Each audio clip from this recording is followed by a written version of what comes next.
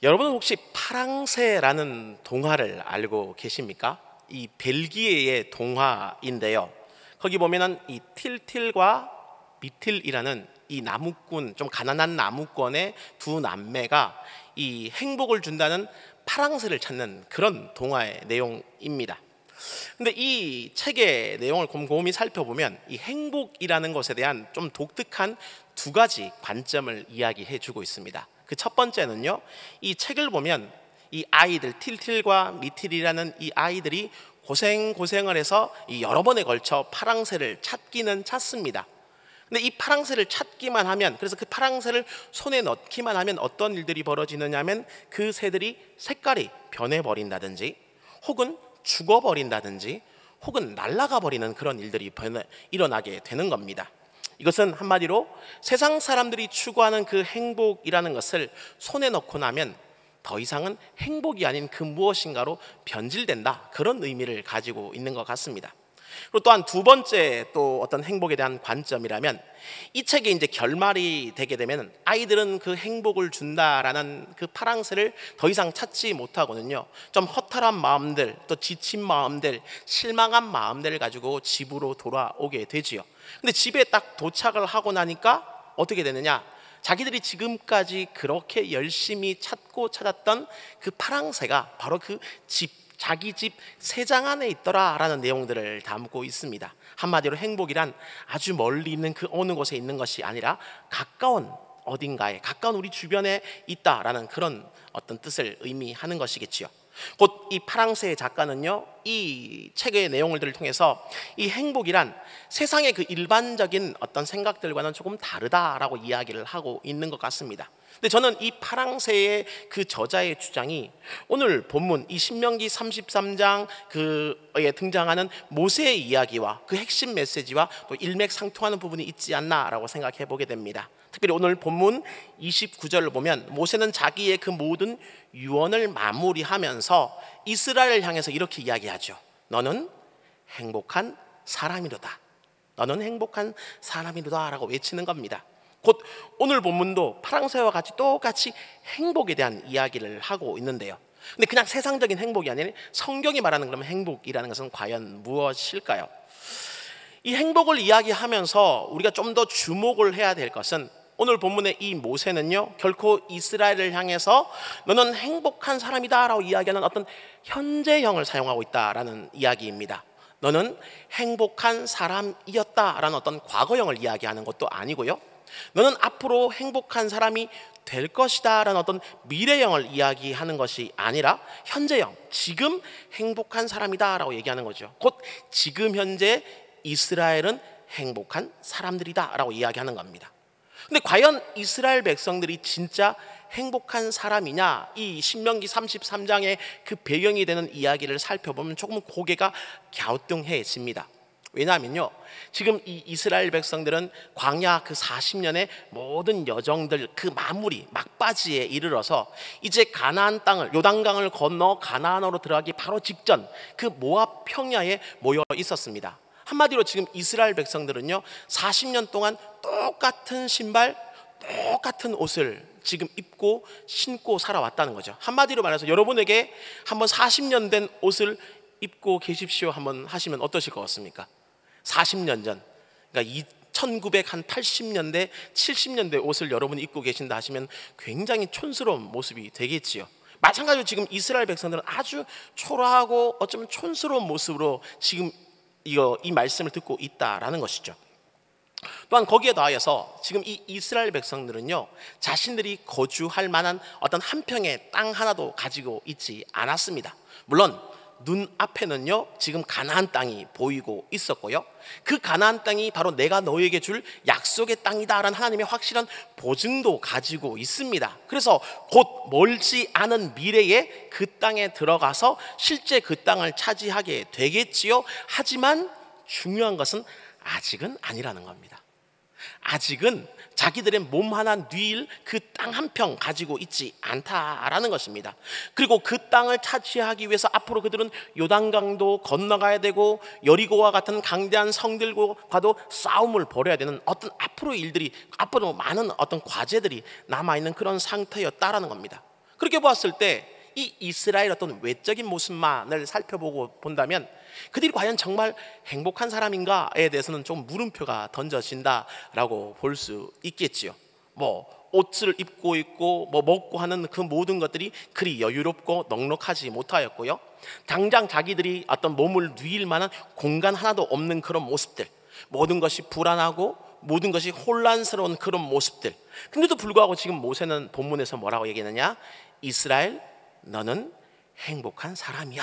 지금 그렇게 이야기를 하고 있는 겁니다. 여러분은 어떻게 생각하십니까? 이스라엘은 정말 행복한 사람들일까요?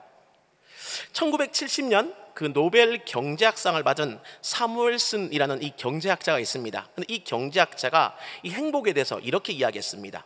욕구의 충족이 곧 행복이다, 이렇게 이야기를 했다라는 겁니다. 곧 사람들에게는 각자 자기가 채우고 싶은 어떤 욕구들이 있는데 이 욕구가 충족될 때 비로소 그 사람은 행복을 느끼게 된다라는 겁니다. 그래서 곧 먹고 싶은 욕구를 가진 사람은 무엇인가를 먹으면 행복함을 느끼게 될 거고요. 가고 싶은 어떤 여행을 가고 싶은 욕구를 가지고 싶은 사람은 여행 가면 행복을 느끼게 될 것이고요. 또 뭔가 멋진 옷을 입고 싶은 어떤 욕구를 가진 사람은 옷을 잘 차려 입었을 때 행복을 느끼게 된다라는 겁니다. 곧 내가 무엇인가를 하고 싶을 때 그 하고 싶은 욕구가 충족될 때 비로소 행복을 느끼게 된다라는 것이죠. 그리고 이것은 실제 오늘날 수많은 사람들의 대다수의 어떤 생각이기도 합니다. 아, 그래, 내가 하고 싶은 것을 마음껏 할 수 있다면 나는 행복할 거야, 이런 생각들을 모든 사람들이 가지고 있다라는 것이죠.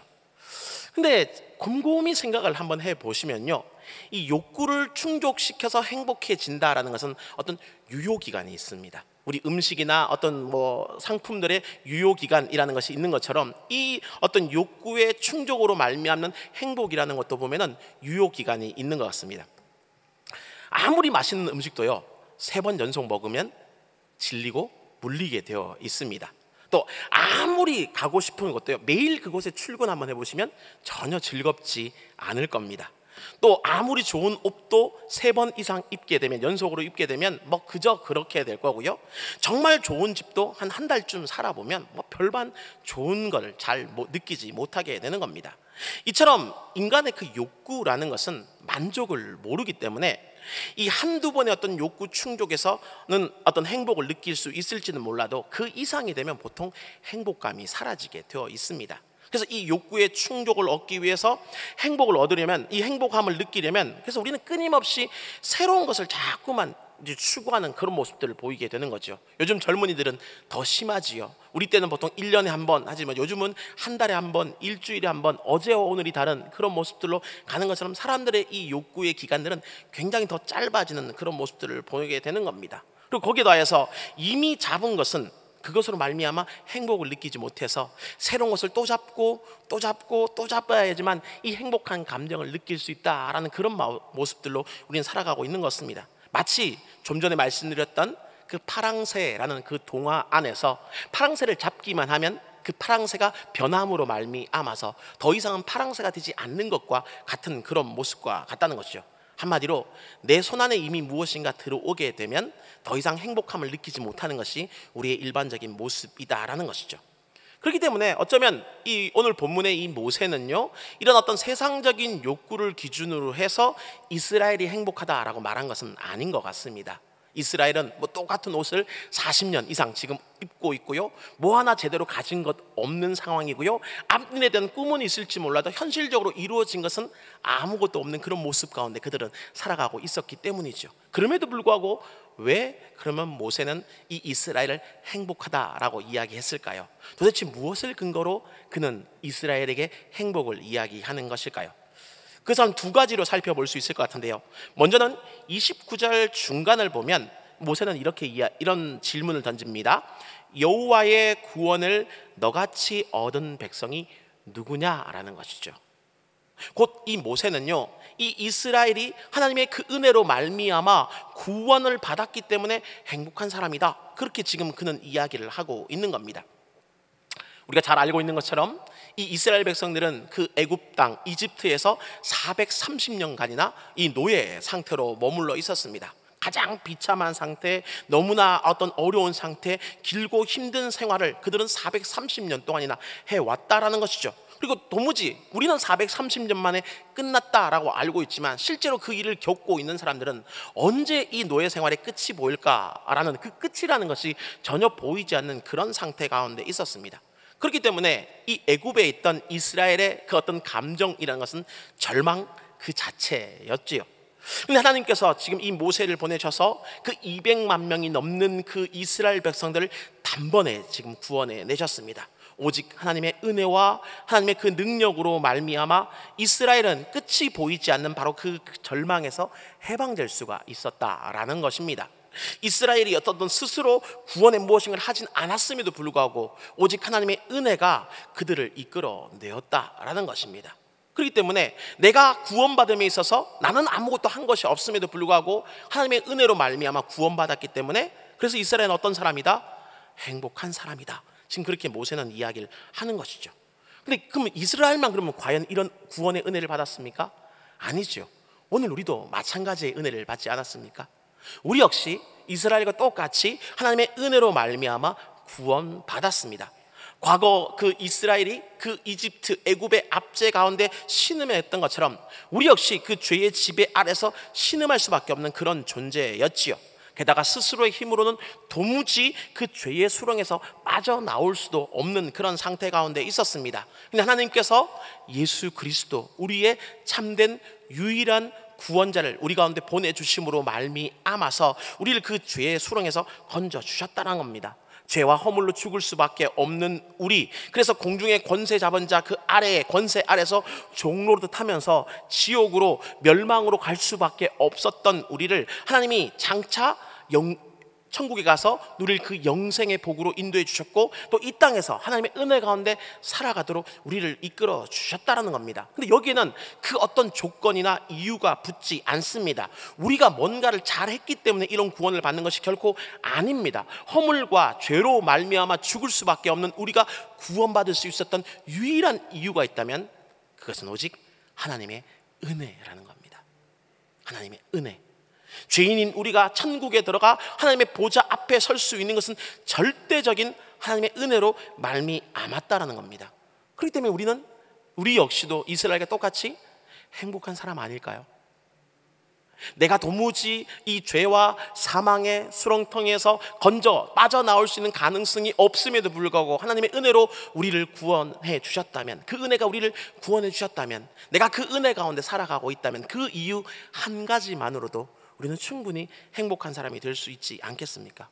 그래서 예수 믿고 구원받은 우리가 진짜 행복한 사람이다, 바로 이 사실을 잊지 마시길 주의 이름으로 축원합니다. 거기에 더해서 한 가지를 또 모세는 더 이야기를 하는데요, 그 다음을 보시면 뭐라 되어 있느냐, 29절 다음은 하나님께서 이스라엘의 돕는 방패요 영광의 칼이시기 때문에 그렇다라고 이야기하는 겁니다. 과거 이스라엘이 그 출애굽을 할 때에 그 애굽의 병거가 쫓아오게 되었을 때 어떤 일이 벌어졌습니까?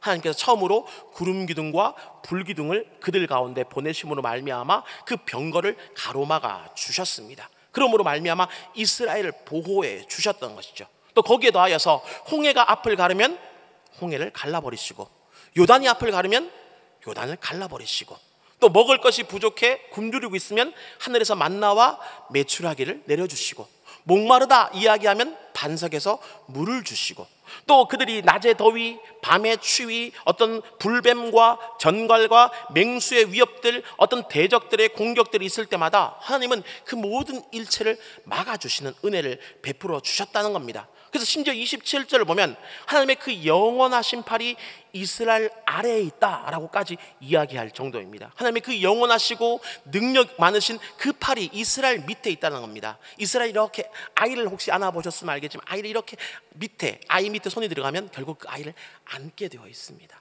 그러니까 한마디로 하나님께서 이 이스라엘 백성들을 안아서 그 모든 광야 여정들을 건너가도록 만들어 주셨다는 겁니다. 독수리가 날개로 그 새끼를 업는 것처럼 하나님께서 또한 그렇게 업어서 이스라엘의 그 모든 광야 여정들을 지켜 돌보아 주셨다라는 것이죠. 그렇다면 하나님께서 이렇게 돌보아 주시고 지켜주시고 인도해 주시고 안아주신다면 아무리 강대국 애굽이라 하여도 이스라엘에게 위협이 될 수 있을까요?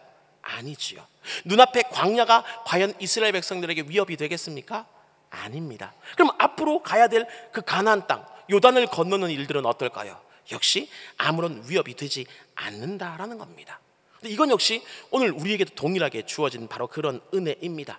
하나님은 오늘 우리 믿는 성도들에게도 동일한 은혜, 안아주심의 은혜, 우리의 방패가 되어주시고 우리의 보호자가 되어주는 바로 그런 은혜를 베풀어 주신다는 것입니다.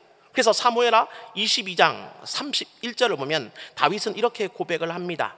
하나님의 도는 완전하고 여호와의 말씀은 진실하니 그는 자기에게 피하는 모든 자에게 방패시로다 하는 겁니다.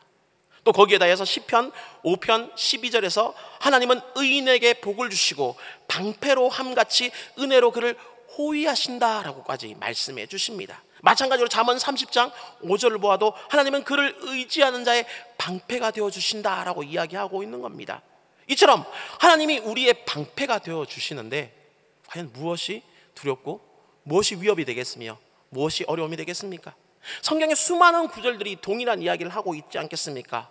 하나님은 모든 믿는 자의 방패가 되어 주시고 도움이 되어 주시고 보호자가 되어 주신다라고 말입니다. 어쩌면 우리가 이렇게 주님 앞에 나와서 예배하고 기도드리는 그 이유도 어쩌면 하나님께서 이 방패 되어 주심, 우리 하나님의 그 도우심, 팔을 펴서 안아주심의 그 은혜를 기대하면서 우리가 나와 있지는 않을까요? 근데 성경은 또한 우리에게 확실한 소망을 주면서 이렇게 얘기합니다. 우리가 이런 기대를 가지고 주님 앞에 나오게 되면 하나님은 결코 그 기대를 외면치 않으신다라는 것입니다. 그렇기 때문에 우리는 어찌 행복한 사람이 아니겠습니까? 우리가 도와달라 할 때마다 하나님께서 도와주시고 우리를 안아달라 할 때마다 안아주시고 우리가 심지어 구하지 못하는 어려움 가운데 있다 해도 하나님께서 방패와 같이 하나님께서 정말 어떤 호위와 같이 구름기둥과 불기둥의 은혜를 베풀어 주심으로 말미암아서 우리를 항상 지켜주시고 돌봐주시고 보호해주시고 안아주시는데 무엇이 두려움이 있겠습니까? 그래서 우리가 정말 기뻐하며 찬송을 부르지 않겠습니까? 그래서 시편 28편 7절에서 이렇게 이야기하죠.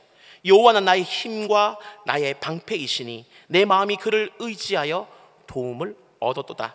그러므로 내 마음이 크게 기뻐하며 내 노래로 그를 찬송하리로다. 아멘. 그러면 나를 도우시는 방패 되시는 그 하나님으로 말미암아 기뻐하고 찬송하고 행복할 수 있는 우리가 바로 진짜 행복한 사람이 될 수 있다라는 겁니다. 저는 그런데 오늘 본문의 이 모세가 이스라엘 백성들을 그 12지파를 축복할 수 있었던 이유가 바로 그가 이 120년간이라는 그 이 땅에서의 그 모든 삶들 그 긴 기간 가운데 바로 이 행복을 그가 먼저 누려왔기 때문이다라고 생각해 봅니다. 하나님의 구원을 먼저 그가 체험하였고 하나님의 그 도움의 손길들을 그가 먼저 체험해 보았기 때문에 그는 행복했고 또한 이스라엘 향해서 너도 역시 행복한 사람이다 라고 이야기할 수 있다라고 보는 겁니다. 물론 모세 역시 마찬가지입니다. 세상적인 관점으로 본다면 별로 행복하지 않습니다. 인생의 3분의 1을 광야에서 보냈습니다. 120년 중에 80년을 광야에서 보냈으니까요. 또 오랜 상당 기간 동안 가족과 떨어져 보내야 됐고요. 타인을 위해서 희생하고 헌신하는 그런 삶을 살았지만 그로 말미암아 듣는 이야기는 감사보다는 원망과 불평의 소리들을 더 많이 그는 들어왔습니다.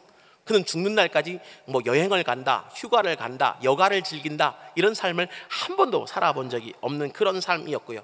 수많은 어떤 생명의 위협까지도 느끼며 그렇게 살았던 사람이 모세입니다. 그럼에도 불구하고 인생의 끝자락에서 그는 무엇이라 얘기하냐? 나 역시 이스라엘 중에 한 사람으로 나 역시 행복한 사람이고 우리 이스라엘이 곧 행복한 사람이다 그렇게 이야기를 하고 있는 겁니다. 마치 그 천상병 시인의 귀천 마지막 부분처럼 말이죠. 나 하늘로 돌아가리라. 아름다운 이 세상 소풍 끝내는 날 가서 아름다웠다라고 말하리라는 그것 이야기처럼 말입니다. 참 많이 아쉽지만 저 역시 이제 이 아름다운 소풍을 마무리하고자 합니다. 2016년 12월 첫째 주에 부임을 해서 오늘 2023년 8월 둘째 주까지 약 7년간의 어떤 행복했던 이 대전중앙교회에서의 이 모든 소풍이 이제 오늘로서 마무리가 되게 되었습니다. 제가 참 많이 부족한 부분들이 많았고요, 연약함들이 많았음에도 불구하고 우리 성도님들이 사랑해 주시고 기도해 주심으로 말미암아 지금까지 잘 사역을 감당하지 않았나 싶습니다. 정말 우리 성도님들께 감사하다라는 인사를 다시 한번 이 자리를 빌어서 드리고 싶습니다. 이제 저는 지난 7년 동안 베풀어 주신 우리 성도님들의 그 사랑 하나하나를 가슴에 품고 또 새로운 사역지로 나가고자 합니다. 지금까지는 그 담임 목사님의 우산 아래에 있다가 이제 다른 사역자들의 우산이 되어주는 그런 무거운 책임감을 또한 가지고 나가려고 하고 있습니다. 이전에 한 번도 제가 담임 목사를 해본 적이 없기 때문에 저는 한 번도 가보지 않은 길을 이제 또 가려고 합니다. 그래서 많이 서툴고 실수가 많을까봐 두려운 마음들을 가지고 갑니다. 하지만 우리 목사님 기도해 주셨던 것처럼 모든 인사권을 가지신 분이 하나님이시기 때문에 하나님께서 가장 알맞은 곳으로 인도해 주셨다라는 바로 그 믿음으로 나가고자 합니다. 또 제가 감당할 수 있는 만큼의 어떤 자리로 저를 불러주시지 않으셨는가라는 그 믿음으로 또한 나가고자 합니다. 거기에 더하여서 이곳에 계신 우리 성도님들이 비록 제가 눈앞에 보이지 않는다 해도 저를 생각하시면서 계속 끊임없이 기도해 주시리라는, 기도해 주실 거죠? 감사합니다. 아멘. 기도해 주시리라는 그 기도를 힘입어서, 그 기도를 백삼아서 이제 새로운 사역지로 나가고자 합니다.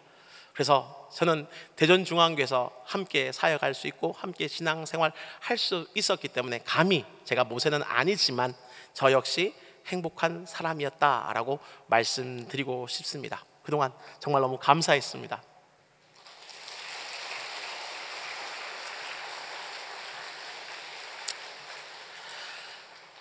인생은 해석입니다. 어떤 관점을 가지고 내 삶을 해석하느냐에 따라서 똑같은 시간을 살아내고도 누군가는 행복할 수 있고 누군가는 불행할 수 있습니다. 근데 세상은 욕구를 충족하고 소유가 많아야지만 행복하다라고 이야기합니다. 그래서 남들이 가지지 못한 것을 끊임없이 누려야지만 행복해진다라고 속삭이지요. 오늘날 수많은 미디어 매체들이 하고 있는 이야기가 이런 이야기입니다. 하지만 오늘 우리가 성경을 통해서 살펴본 이야기는 조금 다릅니다. 우리가 주님 안에 있다면, 그분의 은혜가 나를 감싸고 있다면 우리는 이미 행복한 사람입니다. 굳이 다른 곳에서 더 다른 행복을 찾고 추구하려고 애쓰는 것이 아니라 내게 이미 주어진 하나님의 그 은혜 가운데, 하나님의 그 구원의 감격 가운데, 하나님의 그 도우심의 그 손길 가운데 우리는 이미 행복한 사람, 하나님 한 분만으로 우리는 충분히 행복한 사람이다라고 말할 수 있을 것입니다. 바로 이 은혜로 날마다 살아가는 우리 대전중앙의 모든 성도들 되시기를 주의 이름으로 축원합니다. 그리고 이런 은혜 가운데 살아가는 우리가 정말 행복한 사람이라면 그저 나만 행복한 데서 끝나지 않으셨으면 좋겠습니다.